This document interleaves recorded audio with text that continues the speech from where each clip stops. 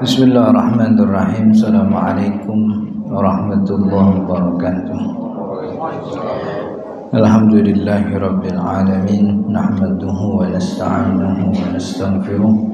Allahumma shalli wa sallim wa barik ala sayyidina Muhammadin, amma ba'du. Qala al-musannifu rahimahullahu ta'ala wa nafa'ana bihi wa bi'ulumihi fid dharain amin ya rabbal alamin. Wa yusannu fit tasyahhudil akhiri at-tawarruku wa huwa ay yukhrija rijlahu min jihati yaminihi wa yulsiqa warakahu bil ardi illa man alaihi sujudu sahwin aw masbuqun fayaftarishu. Para jemaah yang dirahmati Allah, alhamdulillah kita bersyukur siang hari ini kita diberi nikmat sehingga bisa berkumpul, bisa bersilaturahmi, sekaligus juga bisa menunaikan kewajiban kita, yaitu salat zuhur berjamaah, kemudian dilanjut dengan ta'lim, mempelajari ilmu agama. Mudah-mudahan apa yang kita pelajari jadi ilmu yang bermanfaat, sekaligus jadi tambahan amal ibadah kita di akhirat. Amin ya rabbal alamin. Kita lanjutkan bacaan kita. Sekarang kita masuk kepada wa yusannu fit tasyahhudil akhir, dan disunnahkan dalam tasyahud akhir. Jadi sunnah pada tasyahud akhir. Tasyahud akhirnya rukun. Jadi tasyahud akhir beserta duduknya itu hukumnya rukun. Rukun itu wajib alias harus dan menjadi standar sahnya sholat. Kalau ada orang sholat tidak ada tasyahud akhirnya, nggak baca begitu, sholatnya nggak sah. Atau kagak duduk tasyahud akhir, sholatnya juga nggak sah. Lagian kalau nggak ada tasyahud akhir kan bingung salamnya di mana kan ya. Masa salamnya pas lagi i'tidal kan kurang bagus. Jadi ini tasyahud akhir duduknya rukun, bacanya juga rukun. Tapi di dalam rukun tasyahud akhir ada yang disunahkan. Apa yang disunahkan? At-tawarruku, duduknya dalam keadaan tawarruk. Itu sunnahnya yang pertama. Jadi yang pertama sunnah tasyahud akhir adalah duduk dalam keadaan tawarruk, gitu ya. Tapi bukan tawaruk tuh bukan harus, yang harus tuh duduk model apa aja gitu. Cuman yang afdol adalah tawaruk. Tawaruk itu menjadikan lantai sebagai alas pantatnya langsung, kemudian kaki kiri masuk ke sela-sela kaki kanan, yang mana kaki kanan itu telapaknya diberdirikan begitu. Itu namanya tawarruk. Jadi duduk di atas lantai, bahasanya begitu. Karena kalimat tawarruk itu dari kalimat warokun, warok. Warok itu bahasa Indonesianya pantat. Jadi tawarruk itu duduk dengan menjadikan pantat sebagai alasnya. Beda sama iftirosh. Duduk iftirosh itu duduk di atas telapak kaki kiri. Iftirosh itu artinya alas tidur, alas lantai. Jadi menjadikan kakinya sebagai alas, itu namanya iftirosh. Nah, kalau tasyahud akhir sunnahnya tawarruk. Rakaat berapa Ustaz? Pokoknya yang namanya tahiyat akhir, rakaat berapa aja tawarruk. Itu mazhab Syafi'i begitu.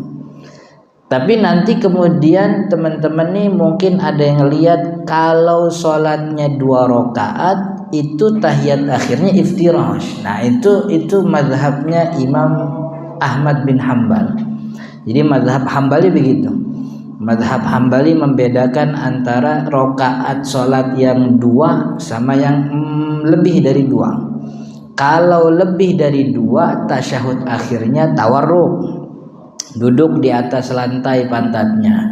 Tapi kalau rakaatnya 2 aja, maka duduknya iftirash di atas kaki kirinya. Itu Hambali begitu. Tapi kalau mazhab Syafi'i ini tidak membedakan rakaat 2 atau rakaat keempat atau rakaat ketiga. Pokoknya kalau terakhir tasyahud akhir itu tawarruk begitu. Jadi gimana Ustaz, tawarruk apa iftirash? Ya tawarruk afdolnya Syafi'i begitu. Kalau walaupun jumlahnya 2 rakaat, kalau Hambali afdolnya ya iftirash gitu. Jadi iftirash dengan tawarruk ini bukan rukun. Rukunnya tuh duduk aja. Bentuknya tawarruk atau bentuknya iftirash itu afdol apa tidak afdol aja gitu. Itu yang pertama sunnahnya. Tapi sunnah tawarruk ini dikecualikan. Man alaihi sujudu sahwin, dikecualikan bagi orang yang punya sujud sahwi. Jadi di rakaat kedua misalnya dia lupa tasyahud awal. Kan sunnahnya kalau orang meninggalkan tasyahud awal, sunnahnya sujud sahwi. Maka ketika dia tahiyat akhir duduknya iftirash. Kenapa duduk iftirash? Karena setelah duduk ini dia masih ada sujud lagi gitu. Jadi tawarruk tuh untuk orang yang udah beres, maksudnya habis duduk ini udah nggak ada ritual apa-apa lagi, udah selesai. Tapi kalau bagi orang yang masih ada sujud sahwi, entah karena dia meninggalkan tasyahud awal atau sujud sahwi itu kan juga disunahkan sebab orang lupa, ragu-ragu rakaat kan ya. Pas dia bangun, biasanya sholat apa tuh, sholat subuh kali ini kalau di rumah kan ya. Pas dia bangun dia bingung rakaat kedua pertama gitu, subuh sukmanya belum nyatu itu dia. Jadi pas bangun dia bingung. Nah, kalau ragu-ragu jumlah rakaat, maka ambil yang paling sedikit gitu. Karena yang paling sedikit itu yang meyakinkan. Jadi kalau dia berdiri bingung ini 2 apa 3, oh ini 2 gitu. Justru kan ragu-ragunya pada 3 belum dikerjain, oh ini 2 gitu. Jadi kalau dia ragu-ragu, atau juga salah satu penyebab sujud sahwi itu salah bacaan, rukun bacaannya salah tempat. Kan rukun bacaan ada Al-Fatihah, ada tahiyat akhir, ada sholawat kepada Nabi Muhammad SAW di tahiyat akhir gitu. Ini kan 3 bacaan rukun ini. Cuman kadang ada yang keceplosan. Jadi baca Fatihah pas lagi i'tidal misalnya, itu kan salah tempat tuh gitu. Jadi pas dia duduk di antara 2 sujud, orang-orang baca Rabbighfirli warhamni wajburni warzuqni, dia baca Alhamdulillahirabbil alamin. Nah, lupa gitu. Maka kalau lupa dia artinya salah tempat itu baca rukun qauli, ini disunnahkan sujud sahwi. Salatnya nggak batal karena kan tidak ada gerakan yang membuat sholatnya rusak. Gerakannya tetap utuh bagus, cuman salah tempat bacaan, maka disunnahkan sujud sahwi. Juga sujud sahwi disunnahkan bagi orang yang keceplosan ngomong nggak sengaja begitu. Lagi sholat subuh, habis bangun ruku, pinggangnya ngerentek gitu. Bangun sambil keceplosan, gitu. Itu omongan yang keluar dari mulut tanpa sengaja. Kalau jumlahnya sedikit gitu, kalau jumlahnya sedikit maka sholatnya tidak batal, tapi dianjurkan sujud sahwi. Kalau nggak sengaja gitu ya. Nah, nggak sengaja itu temennya sedikit. Kalau banyak itu nggak disebut, nggak sengaja tuh, emang kayak makan lagi puasa. Yang kalau lupa kan, makan lupa kan nggak batal. Tapi itu kalau lupa makan tuh cocoknya sama yang makan sedikit. Kalau makannya banyak, dia emang niat berarti ini, bukannya lupa gitu. Ngomong juga sama di dalam sholat. Kalau keceplosan, cocok tuh, nggak sengaja dia. Tapi kalau ngomongnya kebanyakan begitu, aduh pinggang gua sakit lagi, waduh gua belum punya duit buat terapi lagi. Nah itu kan kebanyakan tuh, panjang itu batal sholatnya gitu. Tapi kalau cuman aduh doang, itu ada ulama namanya Syekh Mustafa Al-Bugho. Syekh Mustafa Al-Bugho itu punya kitab Fikih Manhaji.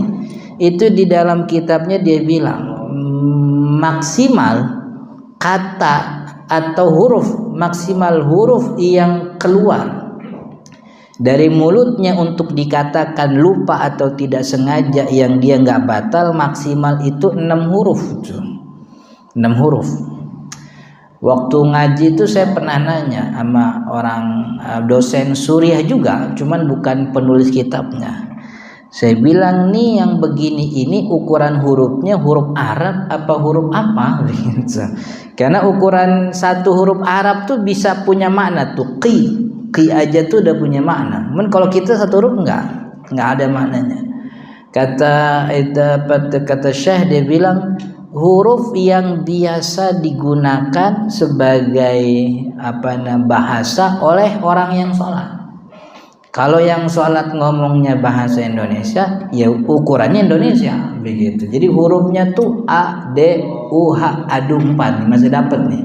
Tapi kalau aduh, itu tambah lagi tuh. Itu hu-nya ha, hu, ha, hu, ha tuh. Hanya ada berapa tuh? Itu jadi banyak tuh. Jadi ini kalau ada orang keceplosan nggak sengaja, sholatnya nggak batal. Tapi disunahkan sunnah. Orang yang punya kesunahan sujud sahwi, tasyahud akhirnya duduknya iftirash gitu. Itu sunnahnya begitu. Jadi sunnahnya tawaruk sebenarnya, cuman karena dia punya sujud sahwi disunahkan iftirash. Siapa lagi yang disunahkan tidak disunahkan tawaruk, yaitu orang yang masbuk. Jadi dia kan tuh kan punya kewajiban untuk mengikuti imam pada gerakan zahir. Maka ya kalaupun bisa mengikuti gerakan sunnah, ikutin juga. Tapi kalau duduk tasyahud akhir ini dikecualikan karena dia masbuk begitu. Walaupun ini tahiyat akhir bagi jamaah gitu, maka jamaah tawarruk dia tetap iftirash gitu.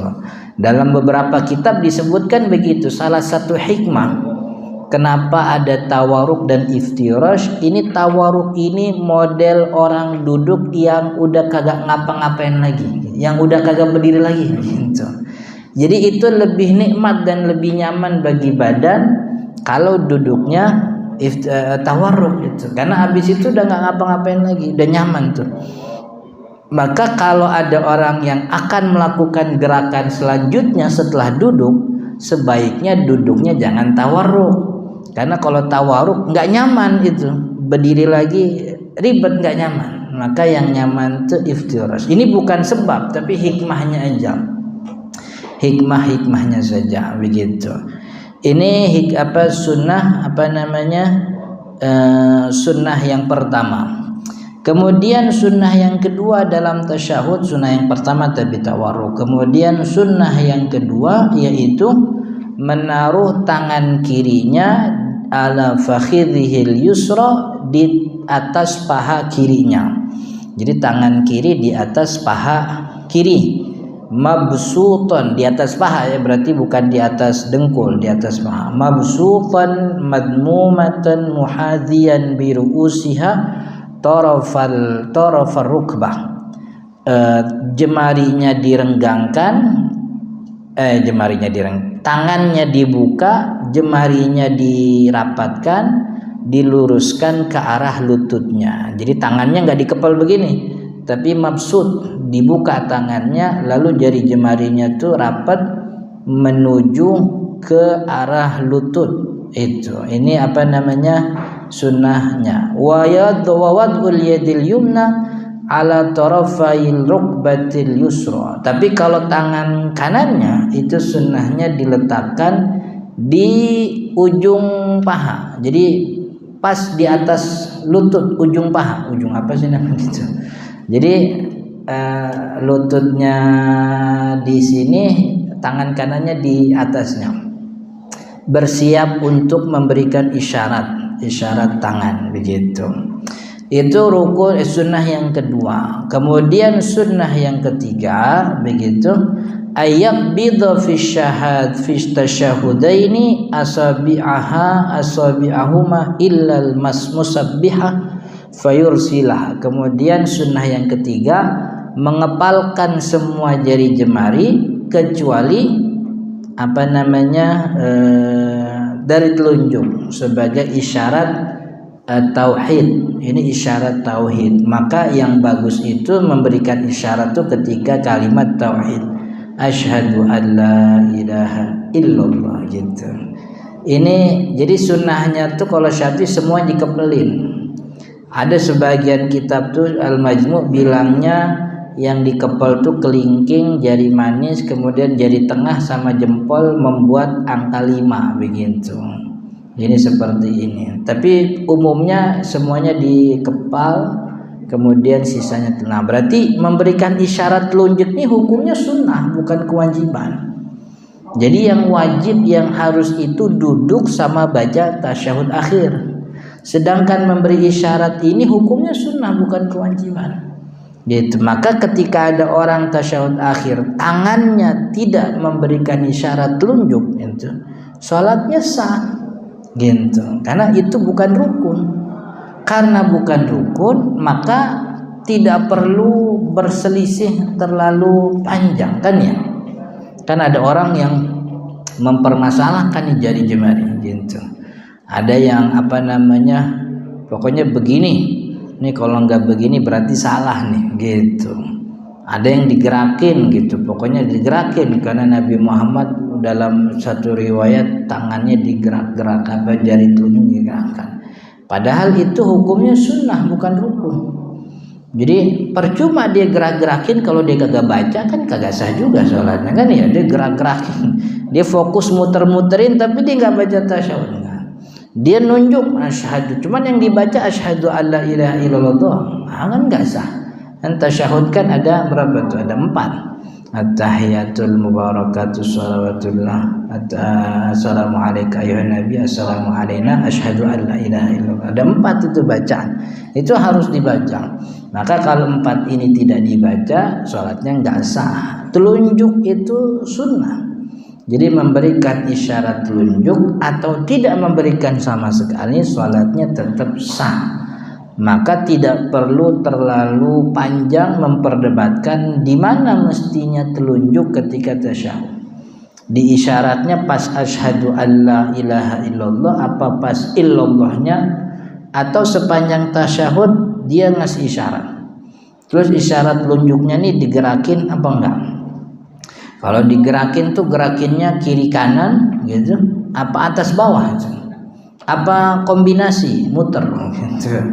Nah ini kan nggak penting, karena ini bukan rukun sholat gitu. Kalau emang dulu diajarinnya asyhadu alla tunjuk asyhadu alla. Kalau dulu pernah diajarin illallah nunjuk asyhadu alla ilaha illallah. Kalau dulu diajarin digerakin, gerakin, nggak apa-apa. Karena gerakan telunjuk nih gerakan kecil. Gerakan kecil tuh kagak batalin sholat.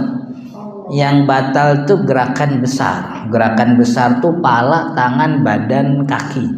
Gitu. Jadi kalau jarinya muter, tangan ikut muter gitu, nah batal tuh. Gitu. Ini gerakan besar. Tapi kalau jari jemarinya aja nggak batal, nggak apa-apa begitu. Walaupun yang menggerak-gerakan ini Imam Malik mensunnahkan digerak-gerakan, tapi gerakan mazhab Imam Malik itu di kiri kanan, bukan atas bawah, kiri kanan. Kiri kanannya juga nggak yang model gitu tuh kayak jam nih, kiri kanan nyantai aja. Jadi getarannya tuh tidak istilahnya enggak ekstrim lah begitu, enggak yang belok banget begitu. Kata Imam Ahmad bin Hambal, berikan isyarat telunjuk ketika ada kalimat Allah aja. At-tahiyatul mubarakatus sholawatut thayyibatul lillah. Turun lagi. Ada kalimat Allah, naik, turun lagi. Assalamu alayka ayyuhan nabiyyu wa rahmatullahi wa barakatuh. Turun lagi. Assalamu alayna wa ala ibadillahi as-salihin. Asyhadu an la ilaha gitu. Jadi Imam Ahmad bin Hambal itu bukan gerakin atas bawah, bukan. Ini yang pada salah paham pandangan Imam Ahmad. Imam Ahmad itu memberikan isyarat telunjuk hanya ketika disebut kalimat Allah dalam tasyahud. Karena isyarat telunjuk itu isyarat tauhid. Maka yang pantas itu memberikan isyarat ketika ada kalimat Allah. Turun lagi gitu. Makanya terkesan kayaknya naik turun, padahal bukan naik turun. Itu memberikan isyarat hanya pada kalimat Allah aja. Yang menggerak-gerakkan itu Imam Malik. Imam Malik kiri kanan aja gitu. Kalau Syafi'i kan illallah, asyhadu an la ilaha illallah. Illallah naik sampai selesai. Itu sunnah yang ketiga. Kemudian sunnah sunnah 1 tawarruk, 2 tangan kiri di atas paha kiri, tangan kanan di atas lutut, di bagian pangkal lutut, di di ujung paha. Kemudian yang keempat memberikan isyarat telunjuk. Yang kelima telunjuknya di ketika illallah gitu. Wa akmaluha, yang keenam membaca tasyahud yang sempurna. Jadi tasyahud yang sempurna. Tasyahud yang paling minimal kan at-tahiyatul lillah. Udah begitu. Assalamu alayka ayyuhan nabiyyu wa rahmatullahi wa barakatuh.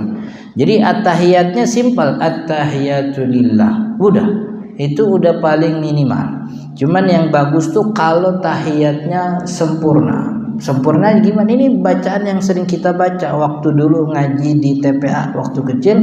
At-tahiyatul mubarakatus shalawatut thayyibatul lillah. Jadi ada 4. Tahiyat, mubarak, shalawat, thayyibat. Kalau yang paling simpel, paling minimal sah itu cuma 2. At-tahiyatul lillah. Udah gitu aja. Kemudian baru bacaan yang kedua, assalamu alayka. Kalau assalamu alayka ayuhan nabi, ini emang udah begitu, kagak boleh disingkat.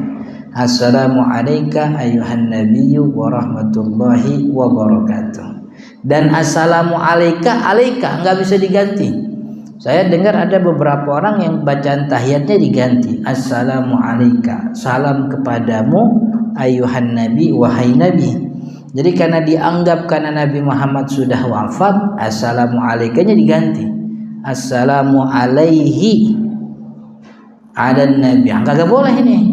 Jadi yang namanya ibadah sholat dari awal sampai salam itu wahyu semuanya. Jadi kagak boleh orang bikin-bikin gitu. Orang nggak boleh bikin-bikin. Bacaannya harus ngikutin sebagaimana disampaikan oleh Nabi Muhammad SAW. Kadang Nabi Muhammad bacanya pendek, kadang Nabi Muhammad bacanya panjang. Kata Allah, oh ini pendek nih minimal, ini panjang nih yang paling afdol, begitu. Tapi nggak boleh dirubah, begitu. Dirubahnya assalamualaikum, assalamualaikum, ayuhan nabi wa rahmatullahi wa barakatuh.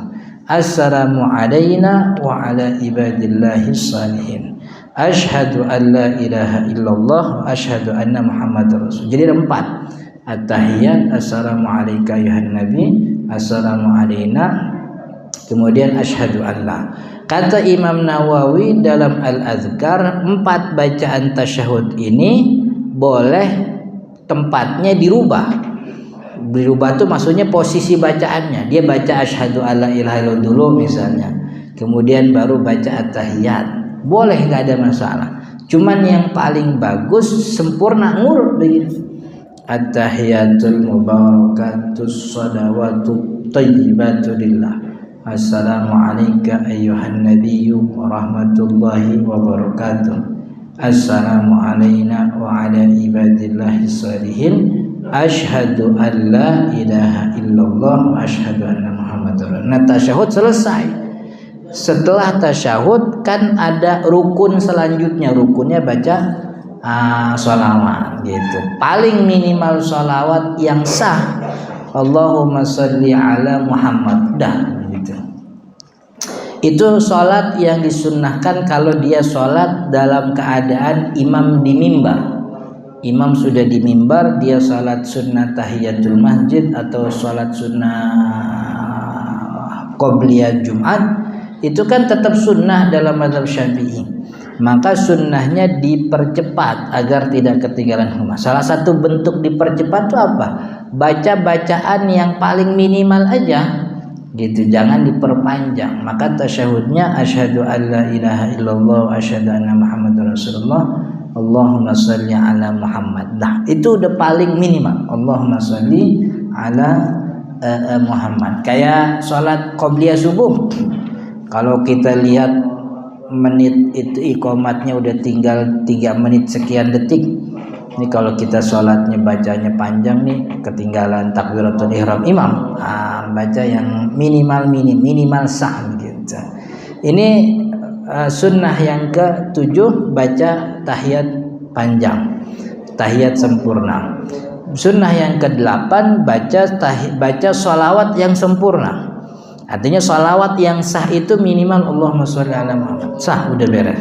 Tapi kalau sempurnanya gimana? Sempurnanya sholawat Ibrahimiyah, Allahumma sholli ala Muhammad abdika wa rasulika nabiyil ummi wa ala alihi wa azwajihi wa dzurriyyatihi kama shallaita ala Ibrahim wa ala ali Ibrahim wa barik ala Muhammadin nabiyil ummi wa ala ali Muhammadin wa azwajihi wa dzurriyyatihi kama barakta ala Ibrahim wa ala ali Ibrahim fil alamin innaka Hamidum Majid. Ini versi sempurnanya.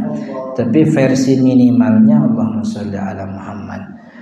Dalam pandangan mazhab Imam Syafi'i juga, termasuk Imam Abi Hanifah, ini tidak ada masalah kalau ditambahkan sayyidina sebelum Allahumma sholli ala sayyidina Muhammad gitu. Itu ditambahkan sayyidina, itu bukannya nggak boleh, justru bagus dan itu disunnahkan.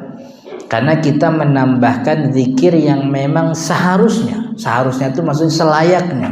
Jadi layaknya umat Nabi Muhammad SAW menyebut nama Nabi itu tidak kemudian hanya Muhammadnya saja, tapi dibarengi dengan Sayyidina. Nah, kan orang nanya, Ustaz, kalau emang boleh nambahin Sayyidina, ya tambahin aja Sayyidina wa Habibina wa Syafi'ina wa Maulana gitu. Ini bukan nanya, dia sebenarnya ngeledek gitu. Dia bukan nanya, sebenarnya ngeledek. Jadi maksudnya nambahin aja Sayyidina, enggak sekalian tambahin wa Habibina wa Syafi'in. Itu lagi ngeledek.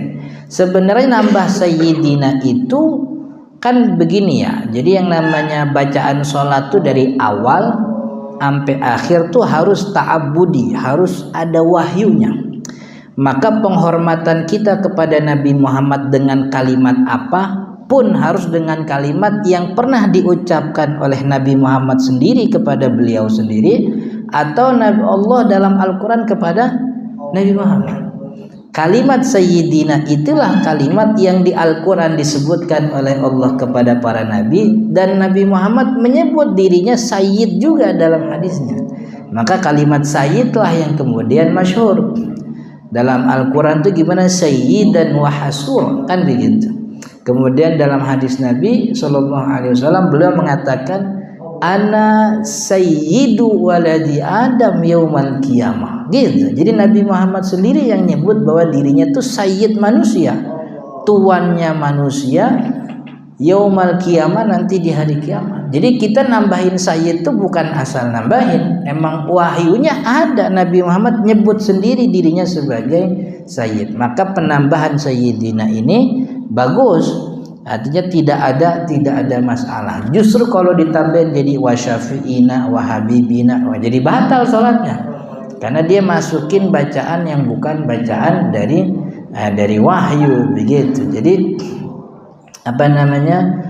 menambahkan sayyidina ini bukan, bahkan dalam pandangan ulama menambahkan sayyidina setiap menyebut nama Nabi bukan hanya ketika tasyahud. Di azan juga disebutin, cuman memang nggak lazim nih kalau di azan nih, kalau di Indonesia gitu ya. Tapi di beberapa tempat tuh menambahkan sayyidina pada azan tuh lazim saja, artinya biasa saja, normal saja. Emang kalau di kita ini kurang lazim. Tapi pada intinya bahwa menambahkan sayyidina ini hukumnya boleh, bahkan ini dianjurkan dalam mazhab Imam Syafi'i. Kalaupun tidak dengan sayyidina ya sholatnya sah, nggak apa-apa begitu. Jadi sebenarnya dua-duanya bagus. Yang Allahumma sholli ala Muhammad ya sah sholatnya, Allahumma sholli ala sayyidina juga sah. Jadi Allahumma sholli ala Muhammad ngikutin sebagaimana Nabi Muhammad sebut, Allahumma sholli ala sayyidina Muhammad juga sama-sama bagus karena memberikan penghormatan kepada Nabi Muhammad SAW. Sunnah yang ke-9 sunnah berdoa. Wa du'a'u ba'dahu bimasya. Sunnah berdoa setelah tasyahud dengan doa yang dia inginkan, apa aja boleh. Cuman karena masih di dalam sholat nggak boleh dengan bahasa Indonesia. Kalau ingin bahasa Indonesia cukup di dalam hatinya saja. Jadi kan mengulang berkata-kata dalam hati itu dalam sholat tidak membatalkan sholat, karena itu tidak masuk dalam kategori ucapan gitu. Yang kagak boleh itu kan kalam, ngomong, ngucap. Kata Nabi Muhammad SAW, ini sholat la yasluhu fihi kalamul bashar. Nggak boleh sedikit pun di dalamnya ada perkataan manusia. Perkataan itu yang disebut perkataan itu apa yang keluar dari mulutnya, ada suaranya, maka yang diucapkan di dalam hati bukan kalam. Karena bukan kalam maka orang lagi sholat sambil ngedumel juga sah sholat kita, hatinya gitu. Lagi sholat dia mikirin gitu, token listrik masih bunyi apa enggak, itu sholatnya sah gitu. Cuman itu hatinya tuh maka kalau habis tasyahud sunnah itu berdoa. Ini sesuai dengan apa yang disebutkan oleh Nabi Muhammad SAW. Kata Nabi Muhammad gimana? Afdalud doa. Gimana? Doa yang paling baik, doa yang lebih dekat diijabah oleh Allah fi duburi kulli sholat, di setiap penghujung sholat. Nah, penghujung sholat ini artinya habis sholat apa di ujung sholat? Di ujung sholat itu sebelum bagian akhir sholat. Bagian akhir sholat kan salam. Berarti sebelum salam itu bagus doanya begitu. Itu diartikan dua-duanya oleh ulama. Ya di ujung sholat sebelum salam bagus, habis salam emang tempatnya buat doa juga begitu. Maka itu disunnahkan doa. Tapi kalau yang mau afdol doanya sebagaimana Nabi Muhammad SAW ajarkan. Doa yang diajarkan oleh Nabi Muhammad, Allahumma inni a'udzubika min azabi jahannam wa a'udzubika min adzabil qabri wa min fitnatil mahya wal mamat wa min syarri fitnatil masihid dajjal. Minta perlindungan dari 4. Allahumma ya Allah, lindungi aku dari siksa kubur, dari azab jahannam, dari fitnah kematian hidup dan mati, kemudian dari fitnahnya Dajjal. Ini 4 yang diulang-ulang oleh Nabi Muhammad SAW setiap selesai baca tasyahud. Begitu. Kemudian juga ada yang disunnahkan, Allahumma inni a'udzubika minal maghrami wal ma'sam. Allahumma ya Allah, lindungilah aku dari kondisi berhutang wal ma'sam dan kondisi bermaksiat. Maghram wal ma'sam gitu. Ini juga salah satu doa yang diucapkan oleh Nabi Muhammad SAW ketika selesai tasyahud. Allahumma inni a'udzubika minal maghrami wal ma'sam. Ya Allah, lindungilah aku dari kondisi yang bakal ngutang gitu. Wal ma'sam dan juga ma'sam gitu. Ada ulama tuh yang memperhatikan doa-doa Nabi. Jadi Nabi Muhammad SAW pernah menggabungkan doa ini dalam satu doa yang sama dengan azab kubur. Jadi Allahumma inni a'udzubika minal maghrami wal ma'sami wa min fitnatil mahya wal mamat wa min fitnati qabr wa min azabil qabr wa adzabil. Jadi satu riwayat Nabi Muhammad menggabungkan doa minta perlindungan dari hutang sekalian minta perlindungan dari siksa kubur. Ada ulama yang menjelaskan hubungan ngutang sama siksa kubur dan siksa jahanam itu apa sehingga ini dijadiin satu baris sama Nabi Muhammad dalam doanya gitu. Ternyata diketahui karena banyak biasanya orang masuk neraka gara-gara utang gitu. Ini gara-gara utang jadi pinter ngilang kan gitu. Gara-gara utang jadi pinter bohong kan gitu. Gara-gara utang jadi banyak kemaksiatan yang lahir kan gitu. Makanya kita minta perlindungan kepada Allah, mudah-mudahan dikasih rezeki yang cukup biar nggak ngutang sana sini. Wallahu taala alam, mudah-mudahan bermanfaat. Insyaallah kita lanjut di pertemuan akan datang. Subhanakallahumma wa bihamdika asyhadu an la ilaha illa anta astaghfiruka wa atubu ilaik. Assalamualaikum warahmatullahi wabarakatuh.